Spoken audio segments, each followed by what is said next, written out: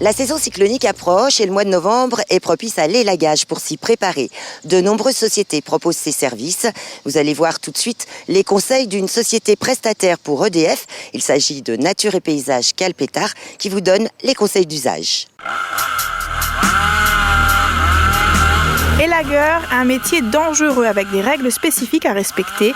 Les professionnels du secteur le répètent, on ne s'improvise pas élagueur. Charles, lui, a maintenant 8 années d'expérience.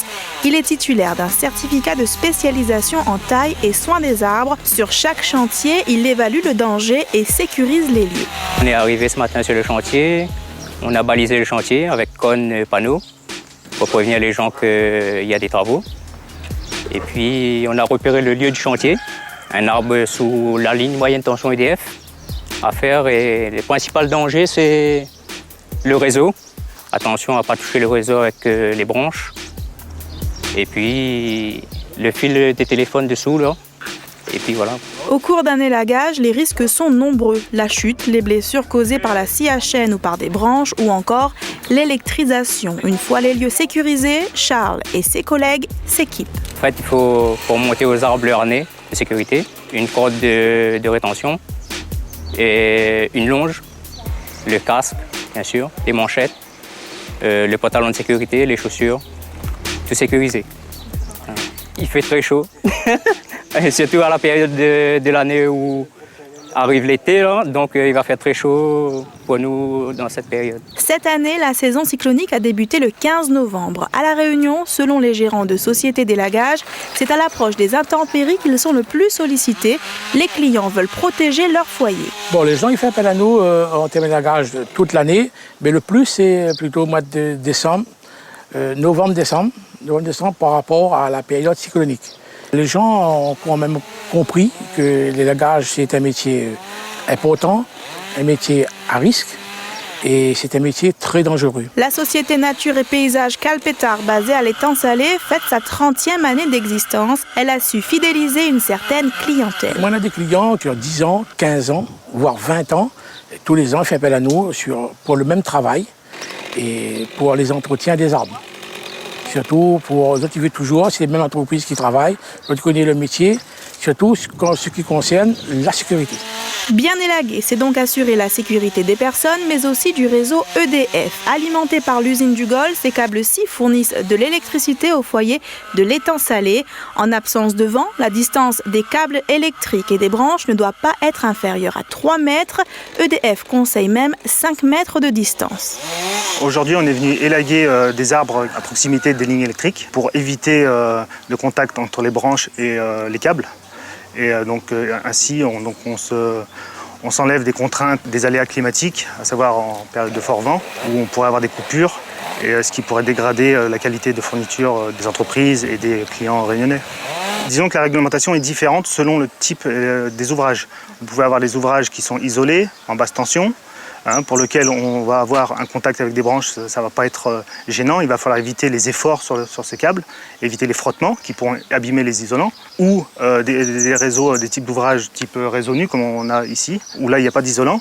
Et donc il faut garder une distance de 3 mètres par rapport à tout outil ou de personnes qui viendraient élaguer.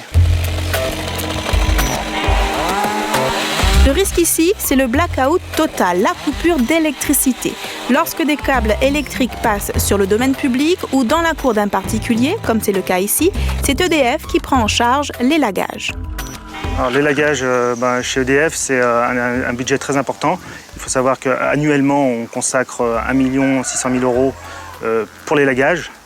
On fait travailler 7 entreprises locales, soit environ 40 prestataires. Et donc c'est vraiment un sujet qui est vraiment important aux yeux de notre entreprise. Le réflexe avant d'entreprendre des travaux d'élagage près d'un réseau EDF, c'est d'abord de contacter le service client.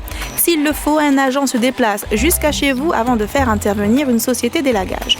En cas de vent fort, de chute de branches et de câbles, il faut là aussi contacter EDF. Il ne faut jamais toucher un câble qui a été rompu qu'il soit en suspension ou qu'il soit à terre. Il ne faut jamais toucher un objet ou une branche qui touche un câble qui a été rompu. Donc ça, c'est vraiment le message de prévention et de sécurité de base. Ne jamais toucher un câble à terre. On peut entretenir son jardin, mais dès qu'on est aux abords des ouvrages électriques, du réseau électrique, il faut faire attention. Et de fait, il faut appeler le service clientèle pour avoir les conseils nécessaires.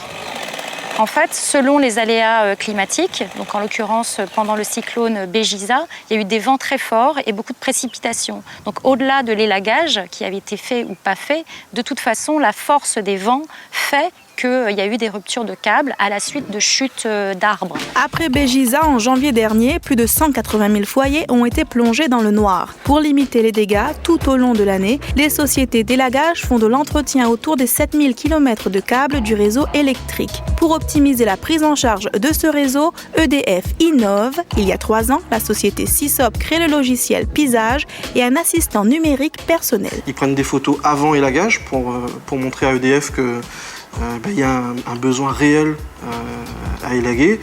Ils font leur opération d'élagage et ils font également des photos après avec un positionnement automatique. Ce qui permet aux agents d'EDF derrière d'avoir un état en quasi temps réel de la santé du réseau d'élagage haute tension.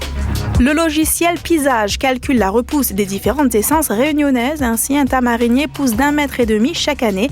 Il faudra donc revenir ici dans quelques mois. On a travaillé avec les équipes d'EDF concernant les pousses théoriques en fait, des essences. Et à chaque fois qu'un élagage va être fait sur un tamarin ou un arbre fruitier ou quoi qu'est-ce, on a des notions de pousses théoriques qui permettent aux équipes d'élagueurs de pouvoir anticiper sur les prochains élagages au même point. Par exemple, toutes les étiquettes que vous avez vues tout à l'heure, les grises, les oranges, les vertes et les rouges, ça va vivre en fait, en fonction des mois.